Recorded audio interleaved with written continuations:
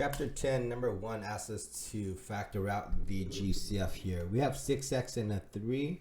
What numbers do they all have in common? It would be a 3. That would be the GCF. And what is left over? Once we pull out a 3 from the 6x, we get 2x. When we pull out a 3 from the 3, we just have a 1. So the final answer is just 3 parentheses 2x plus 1. For the next one, 10x squared plus 35x. We can pull out a 5, goes into both, correct?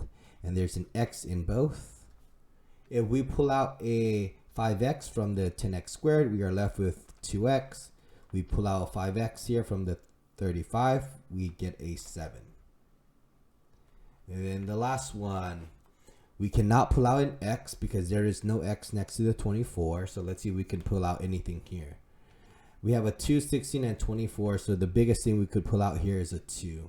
What is left over is your x squared plus 8x plus 12.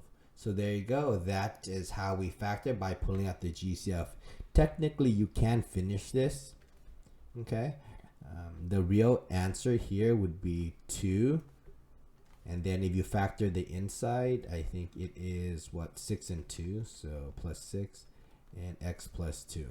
That's if you really like it to be completely factored.